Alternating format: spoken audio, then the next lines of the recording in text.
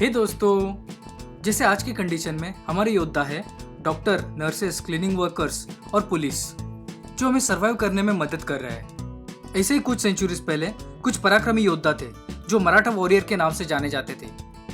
अपने ही भाई की हत्या के साथ औरंगजेब ने तख्त पलट दिया। लोग सोचने लगे अब पूरा देश एक ही बादशाह के अमल में आएगा तो और स्ट्रांग हो जाएगा, अमन कायम होगा। पर यह हुआ नहीं।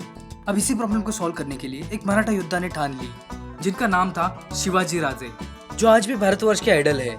अब बात यह है कि छत्रपति शिवाजी महाराज का इन्फ्लुएंस आज भी इतना डार्क क्यों है? क्यों इनकी बर्थ एनिवर्सरी आज भी याद रहती है जो किसी और राजा की नहीं रहती? कौन थे वो जो सब राजाओं में महाराज थे? मतलब ऐसी खूबी जो औरों में नहीं है। अगर इसे मैनेजमेंट के स्टडी से देखा जाए तो ब्लू ओशन स्ट्रेटेजी। क्या आपको ब्लू ओशन स्ट्रेटेजी पता नहीं? ठीक है, तो देखते हैं ब्लू ओशन स्ट्रेटेजी क्या है। पर ब्लू ओशन जानने से पहले रेड ओशन क्या है ये समझ लेते हैं। रेड ओशन यानी कि वो मार्केट प्लेस जहाँ पे कुछ ऑर्गेनाइजेशन एक ही चीज के पीछे एक्सप्लोर करने के लिए भागे रहे होते हैं, उसी के लिए कम्पीट कर रहे होते हैं, एक दूसरे को काट रहे होते हैं। अब काटोगे तो खून निकलेगा, मतलब ओशन रेड हो गया। अब ब्लू ओशन यानी कि वो मार्केट प्लेस जो सबकी नजरों से अननोन है, उसे ढूंढने के लिए इनोवेशन जरूरी है, इसलिए उसमें कंपटीशन बिल्कुल नहीं होता।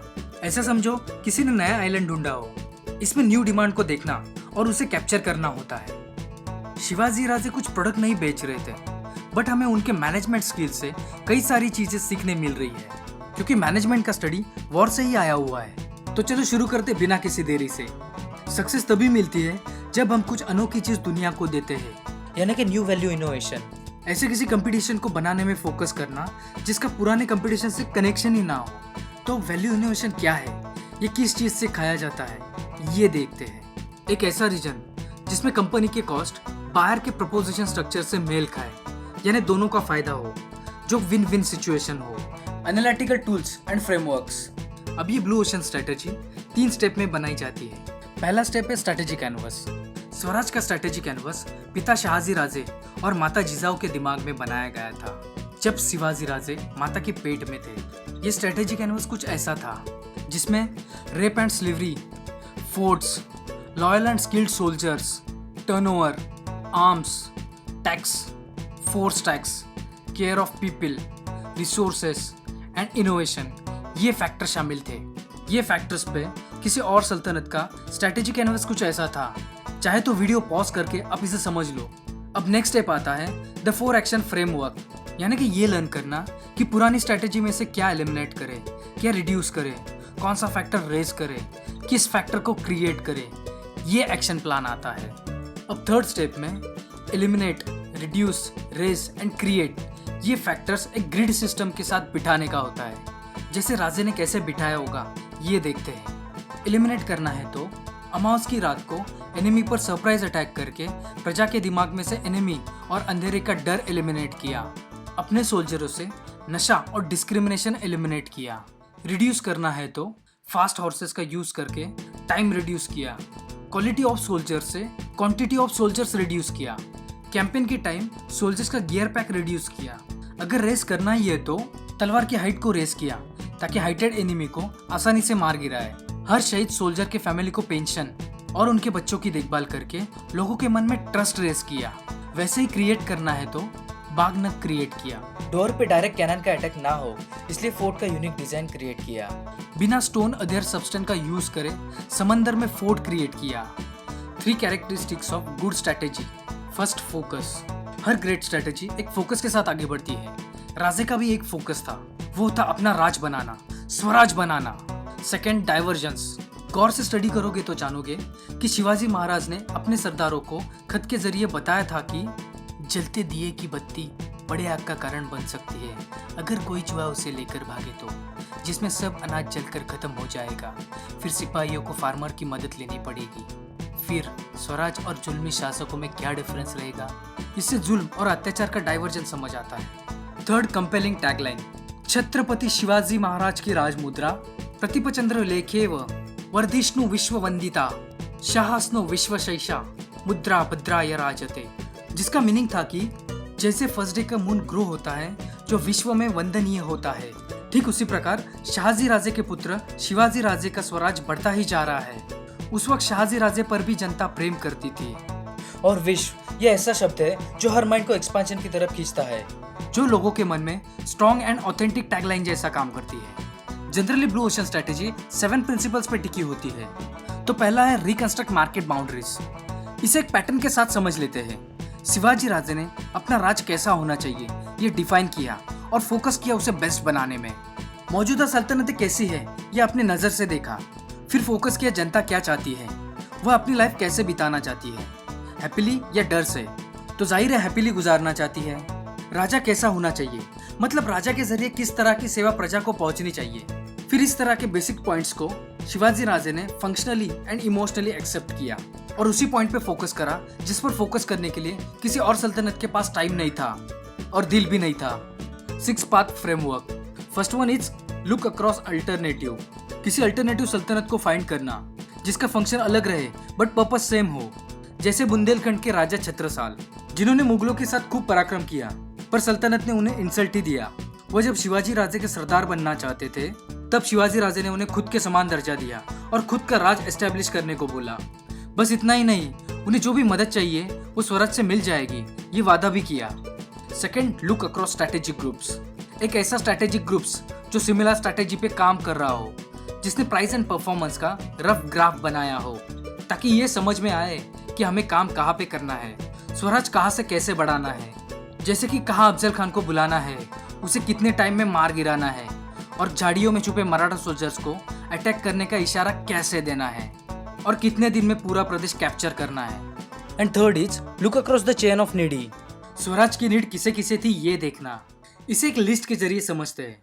जैसे कि स्वराज की नीड वो हर हुनर वाले योद्धा को थी जो धर्म जात से पिछड़ा पड़ा था, हर वुमेन को थी जो अनसेफ फील कर रही थी, हर उस फार्मर को थी जो अकाल के कारण टैक्स नहीं दे पा रहा था फिर भी उससे जबरदस्ती टैक्स वसूल किया जा रहा था, और उन लोगों को थी जो गुलाम बनकर बेचे जा रहे थे। Fourth, look at complementary service offerings. अब सिचुएशन का पेन पॉइंट कहाँ पे है ये समझ लेना। अब पेन पॉइंट क्या होता है ये मेरे एक इंसिडेंट से समझ लेते हैं। मैंने शॉप ए से पेन परचेज किया बट दूसरे ही दिन वो खराब निकला, पर उस शॉपकीपर ने मेरी ही गलती निकाल के ना रिप्लेस किया ना रिफंड। पर दूसरा बगल वाला शॉप बी का शॉपकीपर ये सब देख रहा था। मुझे पेन की जरूरत थी इसलिए मैं शॉप बी में गया तो उसने मुझे सेम प्राइस में अच्छे क्वालिटी का पेन दिया और मैं उसका रेगुलर कस्टमर बन गया। अब ये इसलिए पॉसिबल हुआ क्योंकि दूसरे शॉपकीपर ने मेरा पेन पॉइंट जान लिया था। सिमिलरली महिलाओं के साथ अत्याचार, उन्हें स्लेव बनाना, अपने ही शूर सदाचारी सरदारों की खिदमत न करना, फार्मर्स और अन्य व्यापारियों से ज्यादा टैक्स वसूली करना एटसेट्रा, ये सब प्रजा के पेन पॉइंट्स थे जो शिवाजी राजे ने जान लिए थे और उन्हें अपने स्वराज से दूर रखने की कोशिश चालू करी। फिफ्थ, लुक अक्रॉस फंक्शनल और इमोशनल अपील। शिवाजी महाराज एक ऐसे योद्धा थे जो इमोशनली सोचते थे। तानाजी मालुसरे जी के शहीदी के बाद उनके बेटे की शादी महाराज ने करवाई। हिरकनी को दंड देने की बजाय उसकी ममता को पुरस्कृत किया। कमांडर इन चीफ प्रतापराव गुजर जी के शहीदी के बाद उनकी बेटी को अपनी बहू बना ली। Sixth, look across time. मतलब ब्लू ओशन स्ट्रैटेजी फैलने में अकॉर्डिंग टू टाइम कोई एक्सटर्नल ट्रेंड अफेक्ट करती है। जैसे इंटरनेट का रैपिडली यूज बढ़ना, protection the environment movement globally बढ़ना, वैसे ड्रॉट एंड फ्रीक्वेंटली हरेसमेंट ये उस वक्त की एक्सटर्नल ट्रेंड्स थी जो लोगों में नोबेल राज की डिमांड पैदा कर रही थी, जिसे राजे की आंखों ने इंस्टेंटली कैच कर लिया। अब सेकंड प्रिंसिपल आता है, focus on the big picture not the numbers. Raje का मकसद कुछ फोर्ट्स या कुछ मुल्क की वतनदारी नहीं था, बल्कि दिल्ली तक स्वराज को फैलाना था। इसलिए वह जाते जाते सिखाते गए कि जीना कैसे है। अब राजे ने इसे विजुअलाइज कैसे किया रहेगा ये देखते हैं। Step 1, visual awakening. राजे ने सबका डिटेल स्टडी करके स्वराज को अन्य सल्तनतों से कंपेयर किया। उसे जैसा है वैसा देखा, उसे जैसा है वैसा ड्रॉ किया, ये देखने के लिए कि कहाँ पे अपनी स्ट्रैटेजी को बदलना है। Step 2, visual exploration. राजे ने खुद महासाहब के साथ गांव-गांव जाके 6 पाथ को एक्सप्लोर किया, ताकि जो भी लोगों का हित स्वराज के जरिए करने वाले थे उसके एक्सक्लूसिव बेनिफिट्स क्या होंगे ये जांचा। उसे एलिमिनेट, चेंज और क्रिएट में से परखा। Step 3, visual strategy fair. अब राजे ने अपने कैंपेन के ऑब्जर्वेशन से और उनके स्ट्रॉन्ग डिटेक्टिव डिपार्टमेंट की मदद से to be a strategy canvas बनवाया। ये स्ट्रैटेजी कैनवस मौजूदा प्रजा, अन्य सल्तनत की प्रजा और दूसरी सल्तनतों के फीडबैक के बेस पर बनवाया ताकि स्वराज को बेस्ट बनाया जाए। And step 4, visual communication. Before and after strategy क्या हुआ ये समय समय पर नोट डाउन किया ताकि डिफरेंस समझ में आए और उसी एक्टिविटी पर ज्यादा फोकस किया जो ग्रोथ की फ्लो को स्मूथ एंड फास्ट करती गई, जैसे जहांगीरी के बदले हार्ड कैश पेमेंट, कैंपेन्स पर जाने से पहले सोल्जरों को 3 मंथ्स का एडवांस पेमेंट, फार्मर को पानी और सीड्स अवेलेबल कर देना, एटसेट्रा। अब थर्ड प्रिंसिपल है reach beyond existing demand. First year, अब स्वराज के स्टार्टिंग टाइम में कुछ ही लोगों ने राजे का साथ दिया, उन्हें एक्सेप्ट किया, तो उन्हें फर्स्ट ईयर समझते हैं। सेकेंड ईयर, अब ये वो लोग थे जिन्होंने पहले तो राजे का साथ देना रिफ्यूज किया, फिर इंपॉर्टेंस समझने के बाद साथ नहीं छोड़ा, जैसे कि यशवंतराव मौर्य की वजह से राजे को मजबूरन जावली पर अटैक करना पड़ा। तब मौर्य की तरफ से एक ईमानदार सरदार मुरारबाजी देशपांडे लड़ रहे थे। जावली जीतने के बाद राजे ने उन्हें यशवंतराव की गलती और स्वराज का धर्म कार्य समझाया। तब मुरारबाजी देशपांडे भी स्वराज हित में शामिल हो गए और उनके साथ कई सरदार भी। थर्ड ईयर, ये वो लोग थे जो पूरी तरह से अनएक्सप्लोर थे, जैसे अफजल खान असैसिनेशन के बाद शिवाजी राजे ने 18 दिन में पनाला फोर्ट्स और विशालगढ़ फोर्ट तक का एरिया अपने कैरेक्टर और ड्रेड का यूज करके कवर कर लिया, जीत लिया, क्योंकि वहां पहले अफजल खान का इन्फ्लुएंस हुआ करता था और अफजल खान को मारने वाला डेफिनेटली ज्यादा स्ट्रॉन्ग रहेगा। Similarly with in 8 years Swaraj Gingee तक एक्सपांड किया, वो भी 260 फोर्ट्स जीत कर, because Shivaji Raje was enough astute to read the mentality of other ranks.